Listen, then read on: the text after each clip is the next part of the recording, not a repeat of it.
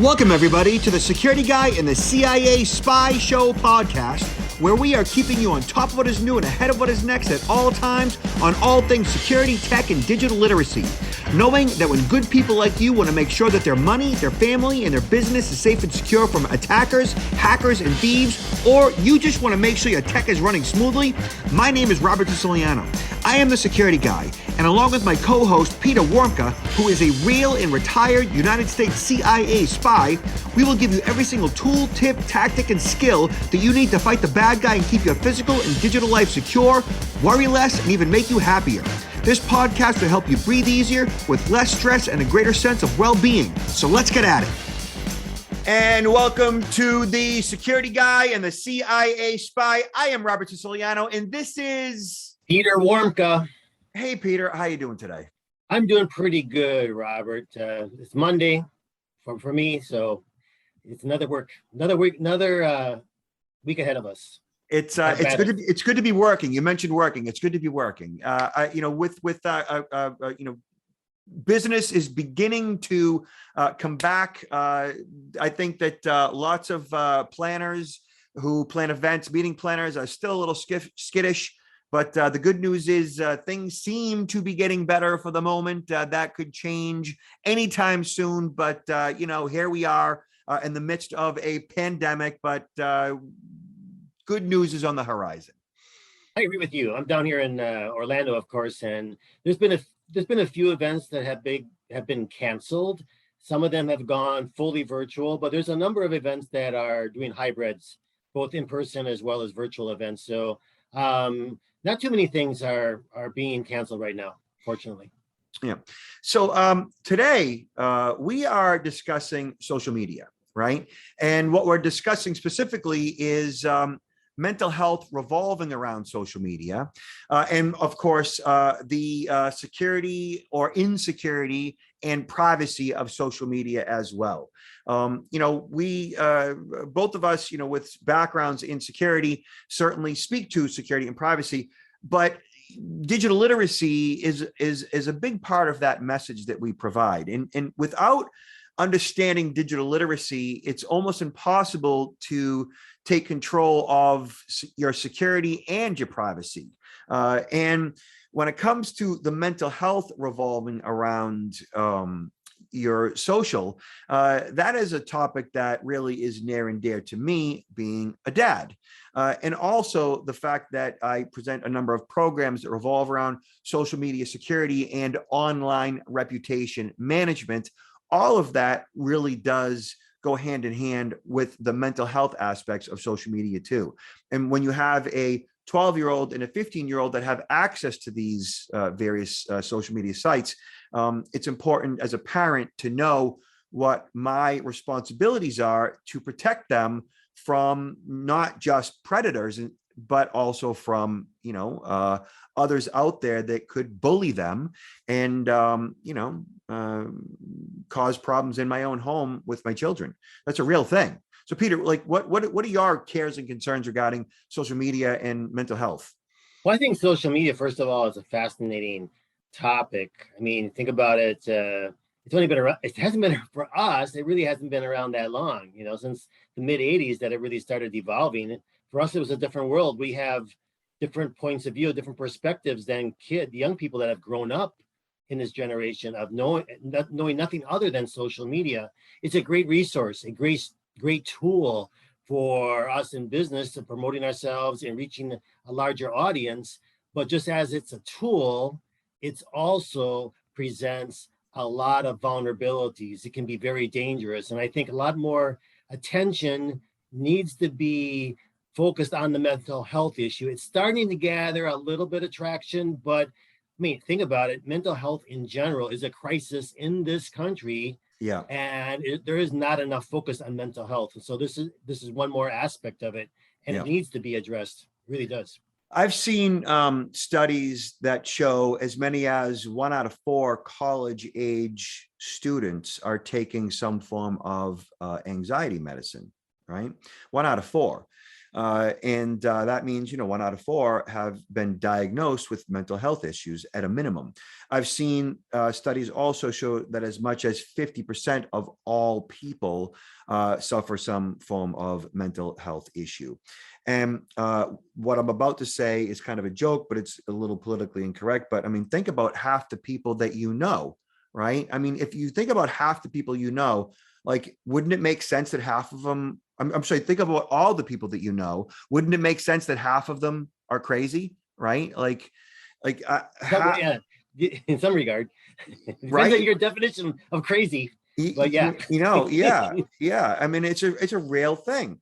And so when it comes to social and the comparing of yourself to others and self-esteem issues and the amount of vitriol, like all of that can really negatively affect you in a lot of different ways. So right here is an article that was put out by McLean Hospital, right? Which, McLean is in the Boston area, and I'm not sure if they're anywhere else. McLean Harvard Medical School affiliate. The social dilemma, how social media and your mental health, how it affects your mental health. Like it or not, using social media can cause anxiety, depression, and other health challenges. How can you change your habits? So I'm going to read a couple paragraphs from this, Peter, and then we'll comment on it. The social media platform Instagram made headlines for suppressing likes in an effort to curb comparisons and hurt feelings associated with attaching popularity to sharing content. But do these efforts combat mental health issues, or are they simply applying a Band-Aid to a wound? Right. So a doctor had said it's a small step in the right direction. Here, this woman is a psychologist at McLean who works with youth who experience anxiety disorders about Instagram's recent restriction. Even if you remove the likes, there continue to be opportunities for comparisons and feedback. People still compare themselves to others, and people still can post comments. So, when you hear about people comparing themselves to others, I mean, that is a totally normal thing, especially, kids doing it with other kids. One girl looks at another girl and, looks at her hair and how she's dressed. And that's a perfectly normal thing. And you say, well, that comparison can affect a person's self-esteem.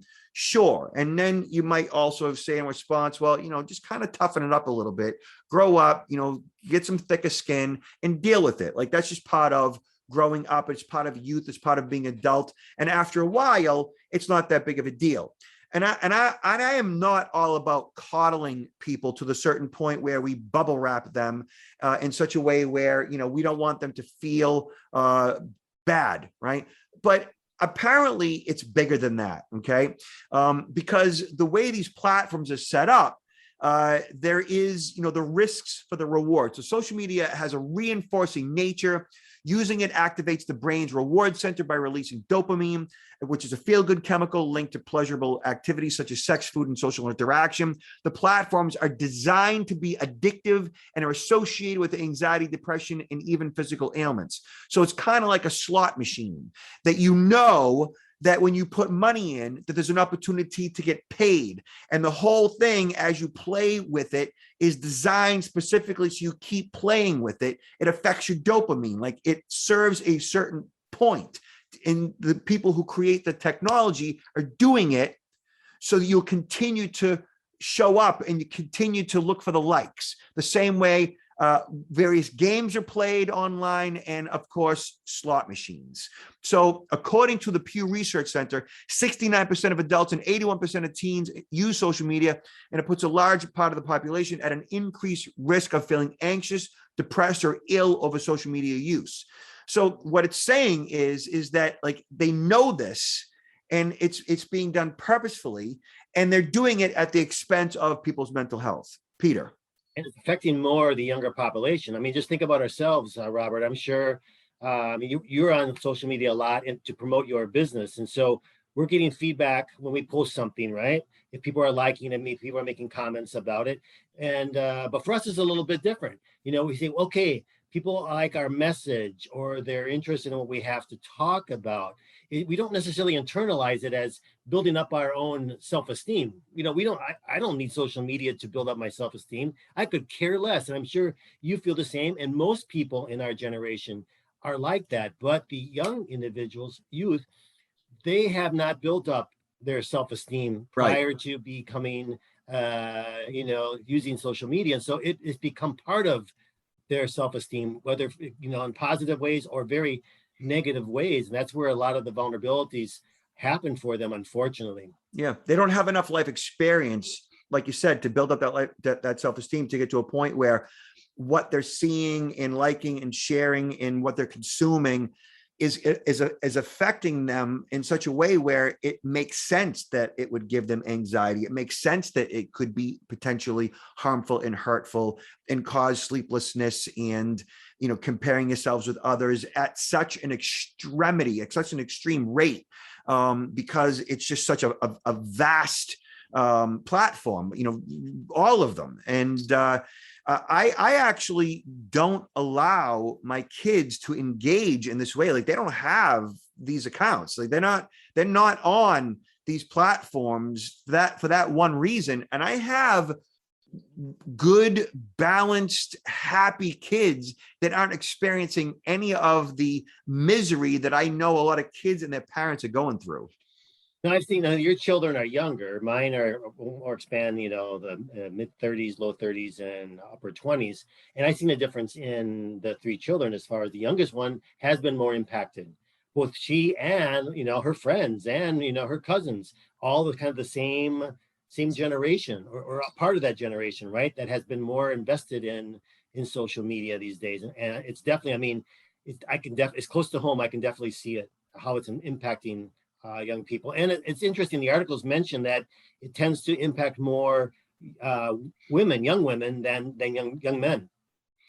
So McClains goes on to say, but what makes users come back for more even when it can literally make them feel sick? So the PhD said, when the outcome is unpredictable, the behavior is more likely to repeat. Think of a slot machine. Oh, so she's even bringing that up. If game players knew they were never going to get money for playing the game, they never would play it. Obviously, the idea of a potential future reward keeps the machine in use. The same goes for social media sites. One does not know how many likes a picture will get, who will like the picture, and when the picture will receive the likes. The unknown outcome and the possibility of a desired outcome can keep users engaged with the site. So that makes the physics of that make perfect sense.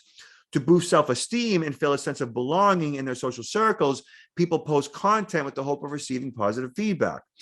Couple that with content with the structure of potential future reward, and you get a recipe for constantly checking the platform. Well, there you go. Like an addiction. Robert, do you think it's an addiction? Is it like other things that can be addictive? Well, alcohol, drugs? This particular article right here says, social media is a public, this is from via USA Today, usnews.com actually. Social media is a public health crisis. Let's treat it like one. It's time to take old approaches to treat a new threat of addiction. So there you go. Let me see what this says. It says researchers have noted a rise in depression among young people since about 2012, with the use of social media among teens and their amount of time spent online increasing in close proximity. And I've seen numerous statistics revolving around suicide, teen suicide, and that teen suicide has just risen dramatically over the past, 8 to 10 years. And I've seen some studies that point the finger at social media as a potential cause of that. I don't know if there has actually been a study that has said beyond a shadow of a doubt the rise in suicide is directly related to social media, but I've seen studies that say there is a correlation, a definite correlation, and that would make perfect sense to me. Yeah, I likewise, I have not seen such a study, but I think there definitely is a correlation, strong correlation. All it says, it goes on to say that all this points to is how our social media usage has become a public health crisis. They went on to say that I believe we need to start treating these platforms like we do cigarettes and alcohol. Just like you said, Peter, that means implementing warning labels and age restrictions and conducting better research into the health effects of long-term usage. And they also say that just last week, President Joe Biden said the rampant misinformation on Facebook related to COVID-19 is literally killing people. Wow. But think about it. I see this as very, very, very difficult. There's no economic interest in actually doing that, right? I mean, if you want to see leaders from the business community, that's not going to happen. I think it really has to come from health professionals with the strong backing. I mean, the government really has to take the leadership on that, and I just don't know. I mean, I'm apprehensive, but it's needed. But I just don't think this is going to be addressed in a timely manner. Yeah, I don't think it's going to be addressed in such a way where they'll actually work towards fixing the problem. And I think it's also part of the axiom, the cat's out of the bag, horses out of the barn. Like, what could you possibly do at this point other than warning labels? People are just so invested in their platforms and connected, locally and regionally and worldwide. And we have just developed such a habit at this point, such a connection to these platforms. I don't think that there's any real turning back. And then, each platform that becomes the current fad, we've gone from MySpace and then to Facebook and then to a number of other social media platforms that have come and gone. And then obviously to Snapchat and TikTok. And, it just keeps snowballing into one platform after the other. And it's just a new addiction. Going back to your earlier point, though, I think, the one thing that we can all do, we must do, is look at how our children's use of social media, because that's when they're young at that age, the formative years, that's where the parents can have the biggest impact.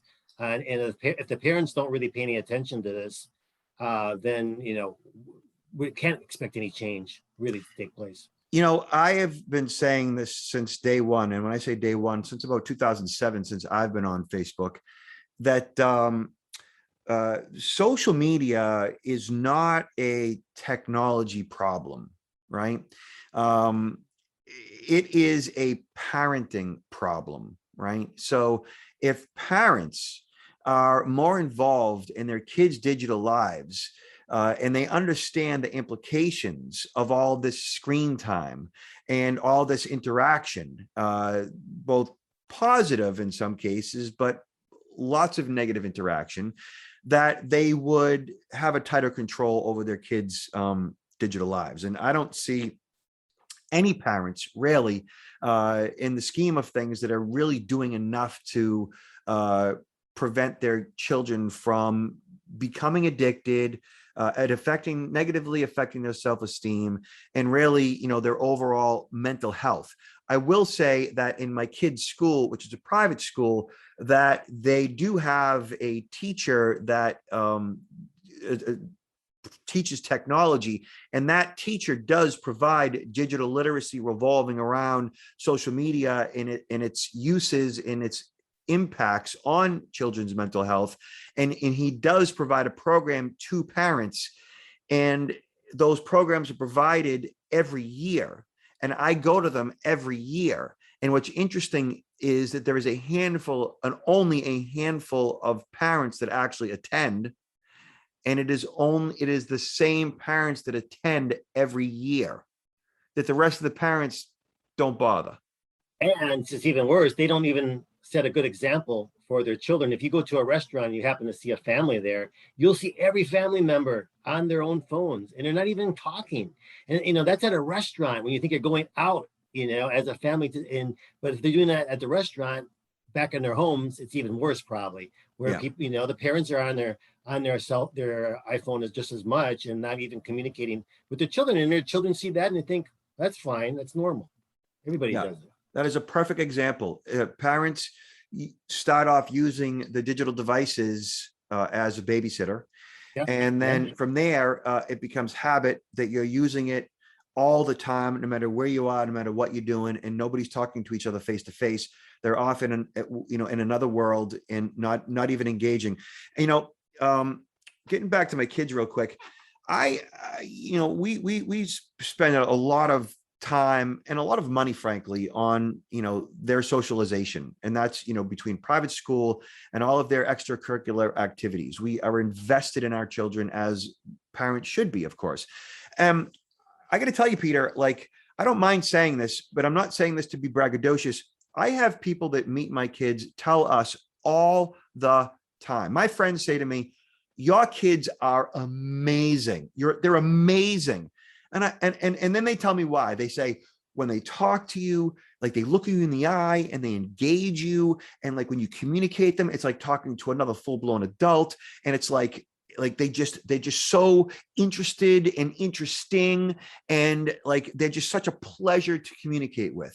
And I say to them, my kids are not amazing. They're nothing special. They really aren't. They're normal. That's how kids are supposed to be. Like what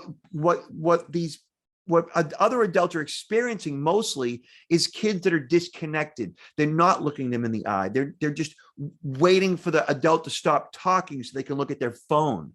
And so because of that, my kids look so much better because other kids aren't normal, because parents aren't doing the necessary work to engage their kids in activities that would facilitate a better communication skills and socialization. No, that's very, very key, because a lot of the young youth have really lost the talent or the touch of how to communicate effectively with each other. Yeah. We don't have, nonverbal communication is not really part of communication anymore, because we don't happen to even see the other person. Yeah. So Peter, check this out. So this right here should be a little upsetting. Facebook, this is via USA Today. Facebook officials knew Instagram can have negative mental health impacts for teens, report claims. Top Facebook officials were aware that Instagram, the popular photo-based social media platform that it owns, could have a negative impact on mental health, body image, and more for teenagers, particularly for teenage girls, which makes most sense. Researchers who work for the social media giant found that some of the problems were specific to Instagram and not social media as a whole. It said that 32% of teen girls said that when they felt bad about their bodies, Instagram made them feel worse. Researchers shared in a March 2020 slide presentation posted to Facebook's internal message board, reviewed with the Wall Street Journal, said that comparisons on Instagram can change how young women view and describe themselves. It goes on to say that in a study of teens in the US and UK, Facebook found that over 40% of Instagram users who reported feeling unattractive traced their feelings back to the platform. So one slideshow from 2019 said that we make body image issues worse for 1 in 3 teen girls. Another read, teens blame Instagram for increase in the rate of anxiety and depression. So this is another response where, certain people might look at this and go, look it. So then just toughen up, grow a thicker skin, and get off of social, and you solve all your problems. Well, that is true to a certain degree, but the parents need to see this. They need to recognize it. They need to understand this, and they need to do something about it, because the kid at 16 years old does not have the capacity to stop. And there needs to be some interaction between the parent and the child, and the parent needs to understand that this is what's going on. Called parenting, right? That's parenting. Parents are, yeah. It's not, we're all adults and we live together. We parent our children. We should. So when I had talked about my kids' school and the teacher doing digital literacy and all the parents that are concerned about this are the ones that show up to the meeting. A couple of years back, in one of those meetings, we had a couple of new parents, right, that showed up. And one of those parents shared a story that I found very interesting, and I tell in my own programs, that their daughter, they got her a phone in 7th grade, and that shortly afterwards, she would disappear into her bedroom after 6, 7 o'clock at night after dinner, and they wouldn't see her really until it was time for bed and or the next morning. And that continued for months and months and months. And they thought she was in there doing homework, that everything was this, that, and the other thing. And then her grades started to slip. Okay. And then the mother started to pay attention to her daughter's phone. And then she started to see that her daughter was on this chain, a text chain of all of these girls, like 40, 50 girls, just bullying each other, cutting each other up and down, like really just being mean to each other. And the mother realized what was going on with her daughter, why her grades were slipping, why she'd eventually come out of her bedroom over and over again crying. Like, and this is the mother telling the story. And so when she picked up the phone and saw what was going on, she's like, you are done with this phone, like just enough. And the daughter like physically threw herself on the floor. My life is over. I hate you. You're the worst parents, right? And then a week later, the daughter comes back to the mother and says, Mom, thank you for taking my phone away. Like she says to her mom, I didn't realize how deep in it I was. Like, she's like, I feel like the weight of the world has been lifted off my shoulders. I thank you. Like, I don't want that phone back. I don't want to be on social again. I don't want to be engaged in that type of communication ever again. Like, her daughter came back to her. Like, the kid appreciated it. And I don't think it was a digital detox, right? Yeah. Yeah. And if every parent heard this story and recognized that in their own kid and did something about it now, I think your kids would be grateful. I agree with you. Unfortunately, mental health is not the only issue that we need to be concerned about when it comes to social media. It's also, we've lost control of our privacy, really. And think about what can be utilized, how that information on social media really makes us vulnerable. Unfortunately. Yeah, no question about it. So Peter, like, we've kind of thrown up all over social media, right? Now, what do you do? So as a parent, like, what are your options? As an adult, what are your options? Even in your own personal life, you might be on the single scene, you could be married, whatever the case is, where you are, kids, no kids, 5 ways to create a healthy relationship with social media. So because it's in our life, you need to know how to manage it effectively so you can manage yourself and your use of it. So this particular article from loopnews.com, social media has become a staple in many people's lives in equal measure. However, it has become a growth of overuse. While there are many benefits, there are equally some negatives, such as cyberbullying and its effect on one's self-esteem. So they say schedule time for your use on social media. Using social media for a specific period of time is a great way to reduce your social media use. Check in with yourself before you open up an app. What that means is a lot of social media users use it mindlessly, and they often open and they scroll sometimes without even noticing that they did it. One of the best ways to curb this is by checking in with yourself when you notice yourself opening up the app. So like before you say get behind the wheel of a car, you put your seatbelt on, you check out your surroundings, and you consciously like, okay, I am driving. Well, same thing with use of social media. Before you launch the app, I am about to launch an app in social media. If I find myself an hour from now still doing this, I've just wasted an hour of my life, right? Absolutely. Okay. And then think before you post. This is a big one. Similarly, you should think about and ask yourself why you're posting on your pages beforehand. This is just another step to ensure that you are thoughtfully using social media rather than letting it consume you. Like I have been saying my entire life, most people are just not that well thought out. And when it comes to social media, OMG. I mean, what people post and like how they react to other people's posts and what they say and how they're damaging their own reputations and that of their employer and their family. It's like, are you kidding me? Definitely don't think about it beforehand. So be selective of what media you consume. If there are posts, stories, or even people that make you feel angry or affect your self-esteem, you have every right to unfollow or mute them. And then people end up down rabbit holes of like QAnon, and they end up like just being a burden to themselves and their families. It's like, you really do need to monitor the information that you are consuming. Look, I've learned a long time ago that we as human beings, we become what we think about. We live in the atmosphere of our thoughts. We become what we think about, and we live in the atmosphere of our thoughts.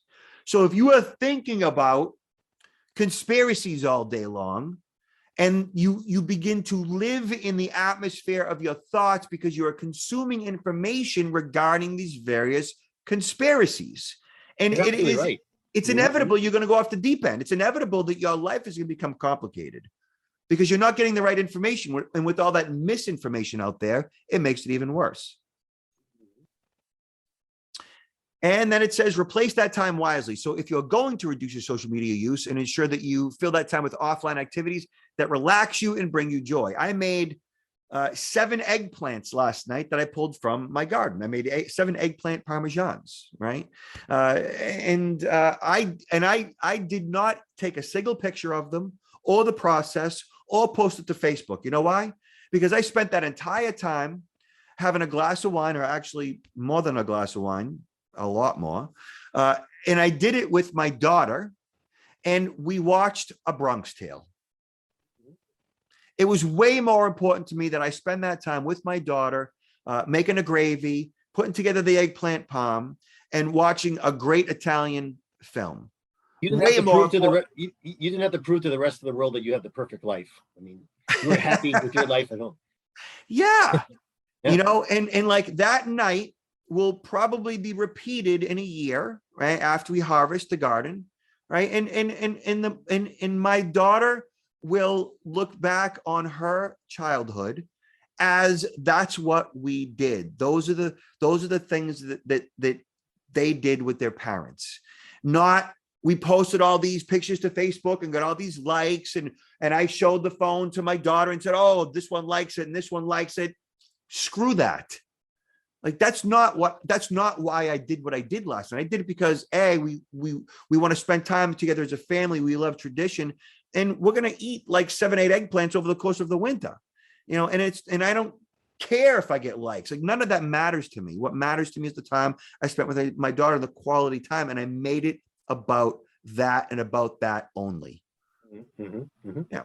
Okay. So Peter, there is more. So, we got to talk about the privacy and security implications of this as well. And can you see how your personal data is being scraped from social media? Is that showing up on the screen right now? It is. Okay, good. So Peter, you know, privacy, of course, is a huge issue. I got to tell you, like, all the experts say, you got to lock down your social media pages. You got to set everything to private. You got to you know, segment out who your friends are and who your colleagues are from work. And you got to put people in certain groups so that certain people can see stuff and other people can't. And, you know, as long as you lock down your settings, you can be private. And I don't, I dispense that advice that you can and should do all of that. And then, you know what I say? I don't do any of that. None of it. None of it.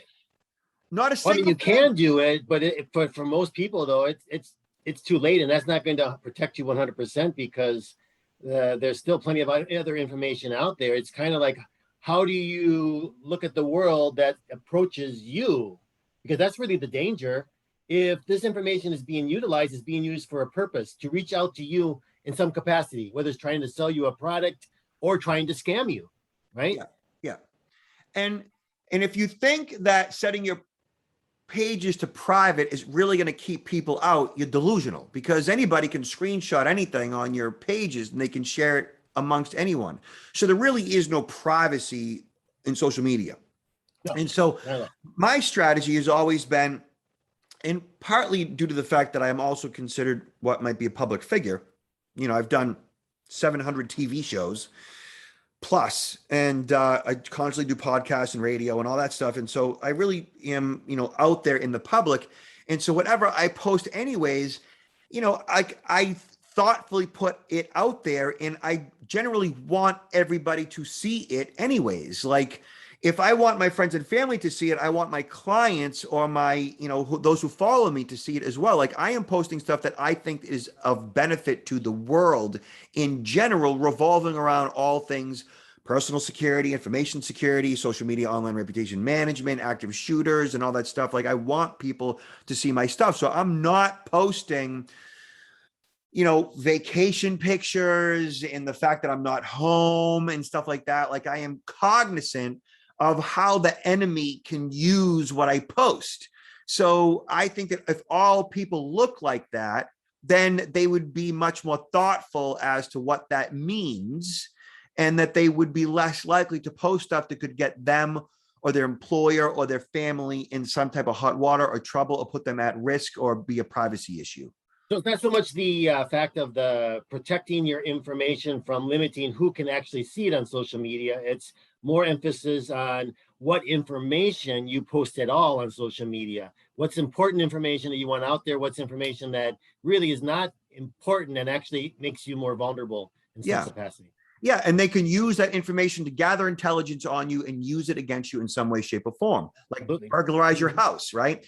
So right here is an article from the BBC, how your personal data is being scraped from social media. And this article talks about how there's a guy, a hacker calling himself Tom Liner, scraped 700 million profiles from LinkedIn. You know, so your name, your employer, you know, your work history, your email address, potentially your phone number, and he's selling that for $5,000. So even if you do set all your stuff to private on Facebook, on LinkedIn, on Twitter, chances are someone's going to be able to figure out a backdoor access to it and use it in some way to manipulate you via some type of a social engineering scam, right? And you actually teach this, Peter.